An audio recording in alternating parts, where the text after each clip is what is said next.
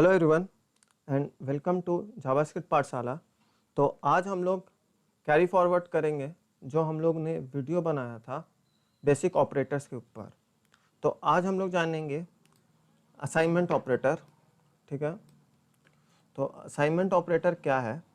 जब भी आप इक्वल टू का यूज़ करते हैं, ठीक है, तो उसका वो जो ऑपरेटर होता है ये इक्वल टू,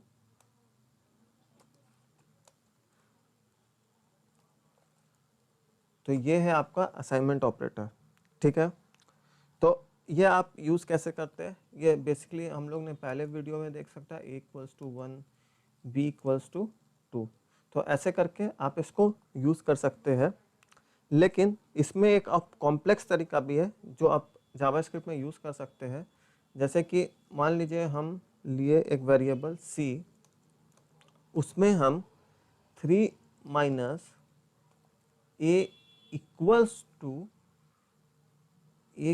टू आपका लेते हैं b प्लस 1। तो अब इसका रिजल्ट क्या आएगा? इसका रिजल्ट टोटल आएगा 0। क्यों आएगा? जैसे कि b प्लस 1 किया हमने, तो b प्लस 1 आपका 2 हो गया। तो ये जो 2 है ये a में, सॉरी b प्लस 1 मतलब कि 2 प्लस 1 हुआ वो 3 है। ये 3 जो आपका a में स्टोर हो गया और 3 माइनस 3 टोटल आपका 0 हो गया। ठीक है, ये मैं आपको कंसोल लॉग करके दिखा देता हूँ। ठीक है, आपका c का वैल्यू। ठीक है, तो इस तरीका से हम लोग असाइनमेंट ऑपरेटर का यूज़ कर सकते हैं। मैं कंसोल का लॉग खोल लेता हूँ F12 की मदद से। ये देखिए 0। तो ऐसे आपका ये असाइनमेंट ऑपरेटर होता है। इसके आगे बढ़ते हुए एक ऑपरेटर होता है, एक असाइनमेंट होता है जिसको हम लोग कहते हैं चेन्ड असाइनमेंट। ये सब टॉपिक आपका बेसिक ऑपरेशन के अंडर ही में आता है। ठीक है, बेसिक चेनिंग असाइनमेंट। जब हम लोग एक से ज़्यादा वेरिएबल को असाइन कर देते हैं एक आपको वैल्यू में, तो उसको चेनिंग एप्लीकेशन कहते हैं।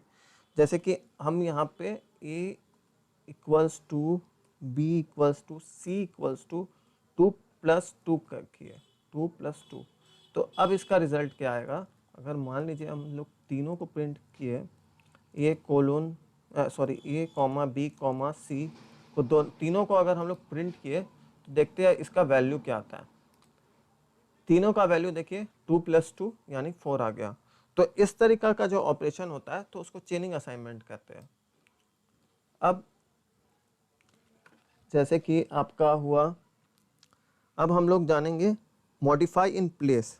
मॉडिफाई इन प्लेस का मतलब क्या होता है? जब हम लोग सेम वेरिएबल को स्टोर करेंगे और उसका वैल्यू चेंज करेंगे, तब मतलब कि उसको यूज़ करके उसका वैल्यू चेंज करेंगे, तब उस टाइप की चीज़ को मॉडिफाई इन प्लेस कहते हैं। तो वो कैसे यूज़ करते हैं? उसको मॉडिफाई इन प्लेस कहते हैं। ठीक है, वो कैसे यूज़ किया जाता है मैं दिखा देता हूँ। जैसे हम लोगों ने एक वेरिएबल लिया n, उसको असाइन किया वैल्यू 2। ठीक है, अब ये जो n है उसको मैं प्लस कर देता हूँ n प्लस 5। तो ये क्या हो रहा है? n जो हम लोगों ने 2 असाइन किया है उसी को मैं ऐड कर रहा हूँ। तो n 2 प्लस 5 यानी कि 7 होगा। तो ये आपका वैल्यू हो जाता है आपका, ये मैं प्रिंट करके दिखा देता हूँ। तो ये n मैंने प्रिंट किया, n देखिए 7। तो ये इस टाइप का जब चीज़ होगा तो उसको कहते हैं आपका मॉडिफाई इन प्लेस। और मॉडिफाई इन प्लेस का एक और एग्जांपल आप देख सकते हैं। जैसे कि आपका मैं n इक्वल्स टू 2 लिया।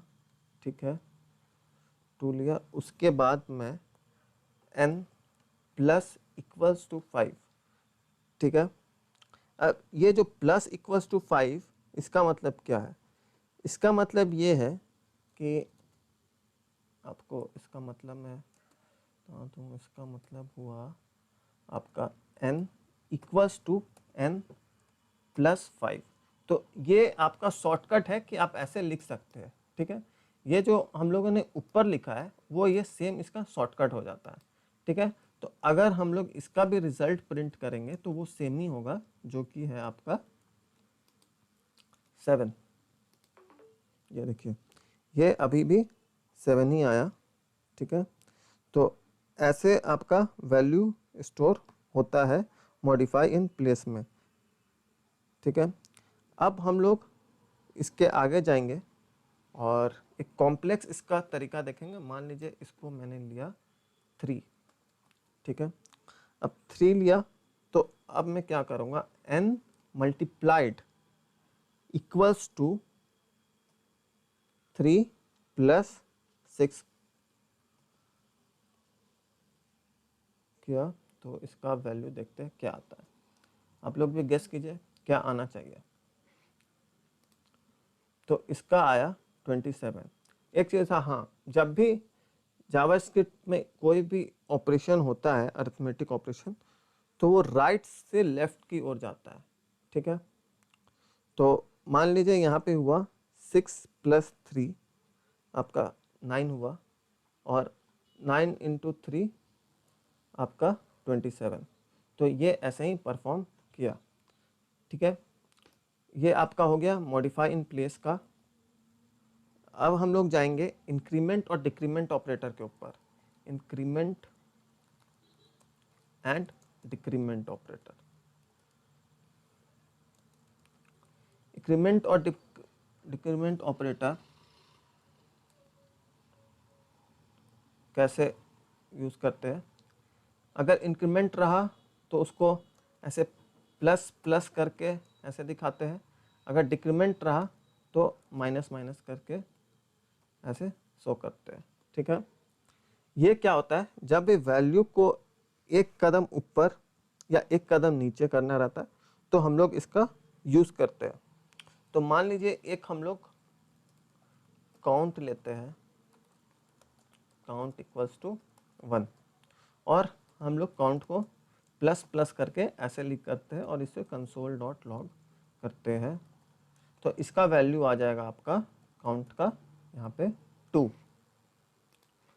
ये देखिए 2। तो ये आपका वैल्यू को इंक्रीज करने, और सेम मान लीजिए आप माइनस माइनस करते हैं तो ये डिक्रीज करता है, और ये हो गया 0। 1 था जो कि 0 हो गया।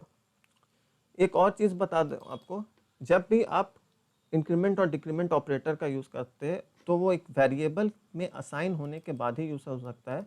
अगर मान लीजिए आप चाहे 5 प्लस प्लस करने के लिए, तो ये नहीं होगा, ये एक एरर है, ठीक है। ये आपको एरर दे देगा क्योंकि ये डिक्लेयर्ड वेरिएबल नहीं है। अब आगे बढ़ते हुए प्लस प्लस को हम लोग 2 तरीक़ा से यूज़ कर सकते हैं, प्लस प्लस और माइनस माइनस दोनों को। प्लस प्लस आप इधर भी यूज़ कर सकते हैं, साथ में प्लस प्लस इसी को पीछे भी मतलब कि इसके पहले भी यूज़ कर सकते हैं। तो इसको कहते हैं प्रीफिक्स, और जो बाद में होता है उसको कहते हैं पोस्ट फिक्स, ठीक है। इसको कहते हैं पोस्ट फिक्स, और इसके पहले वाला को मतलब कि इसके ये वाले को कहते हैं आपका प्रीफिक्स। तो ये दोनों एक ही काम करता है, जो कि है आपका वैल्यू बढ़ाना, बट दोनों में एक छोटा सा डिफरेंस है। वो डिफरेंस क्या है वो हम लोग देखते हैं। मान लीजिए हम एक वैल्यू लिए, जैसे कि काउंट लिए है, ठीक है, और मैं आगे क्या कर रहा हूँ, अब इसमें a equals two plus plus count कर रहा हूँ, ठीक है। तब अब इसका वैल्यू कंसोल करके देखता हूँ कि क्या है। अब इसका जो वैल्यू है वो आएगा 2। आप लोग ने सोचा कि हाँ ये तो 2 ही आएगा, ठीक है, लेकिन ये प्रीफिक्स है। अब मैं इसका यहाँ पर असाइन करता हूँ।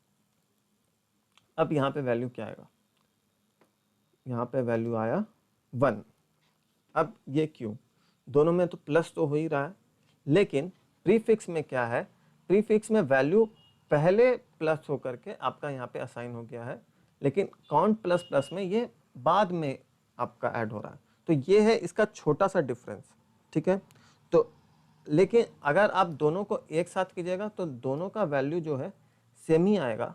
मान लीजिए काउंट प्लस प्लस किए, ऐसे किए, ठीक है। इस टाइम जो वैल्यू है वो उसका 2 ही आएगा। मतलब कि एट द एंड, सॉरी ये मैं ए को प्रिंट कर रहा था, एट द एंड आपका वैल्यू अप होगा ही, ठीक है, 1 + 2 + 3, हाँ, तो एट द एंड आपका वैल्यू इंक्रीज होगा ही, लेकिन वो जो प्रीफिक्स और पोस्टफिक्स है, एक वो छोटा सा एक आपका चेंज है, ठीक है। अब हम लोग इंक्रीमेंट और डिक्रीमेंट ऑपरेटर को आपका एक कॉम्प्लेक्स तरीका से भी यूज़ कर सकते हैं, जैसे कॉम्प्लेक्स अरिथमेटिक ऑपरेशन के भी जैसा हम लोग यूज़ कर सकते हैं। जैसे हुआ लेट, हम लोग एक वेरिएबल वही सेम काउंट ले लेते हैं, ठीक है। अब यहाँ पे इसको 1 में असाइन कर देते हैं, ठीक है। अब यहाँ पे हम क्या करते हैं, काउंट को, ठीक है, या काउंट में ना जा करके इसे अलग वेरिएबल में स्टोर कर सकते हैं, लेट बी इक्वल्स टू, ठीक है। अब यहाँ पे क्या कर रहे हैं हम, 2 × प्लस प्लस काउंटर कर रहे हैं, तो इसका मतलब वैल्यू क्या है, ये पहले इंक्रीज कर जाएगा, तो इसका कंसोल लॉग करे तो इसका रिजल्ट आएगा आपका 4। बी को मैं प्रिंट करता हूँ, ठीक है, काउंटर, ओके, नेमिंग चेंज हो गया है, 4, ठीक है। लेकिन अगर हम लोग प्लस प्लस इसके बाद ऐड किए, प्लस प्लस इसके बाद ऐड किए, तो आप लोगों ने पहला एग्जांपल में देखा है कि वैल्यू बाद में इंक्रीज कर रहा है, तो अभी इसका वैल्यू जब भी ये मल्टीप्लाई हो रहा होगा तब इसका वैल्यू 1 होगा, तो अब इसका 2 × 1 होगा, 2, ठीक है। तो ये आपको मैंने प्रैक्टिकल एग्जांपल करके दिखाया है, ठीक है, कि आप इसको और बेहतर समझ पाए। अब हम लोग जाएंगे एक ऑपरेशन के बारे में, ऑपरेटर्स मतलब के बारे में, bit wise operator.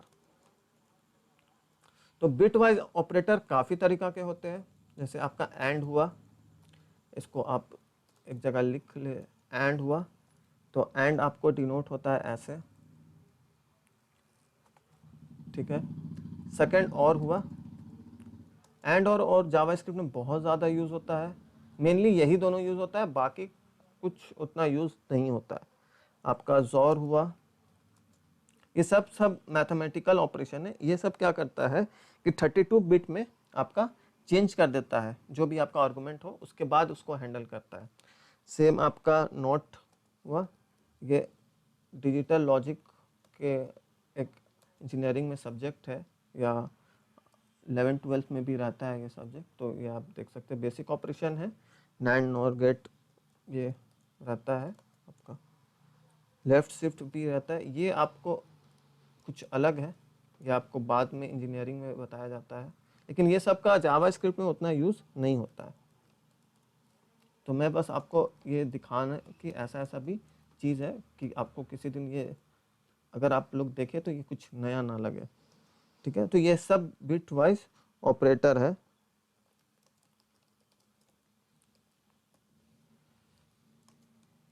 Zero fill right shift, तो इसको ऐसे डिनोट करता है, ठीक है। तो ये 7 आपका है बिटवाइज ऑपरेटर, जो जैसे जैसे परफॉर्म करता है, ठीक है। और एक जो लास्ट ऑपरेटर वो है कॉमा ऑपरेटर।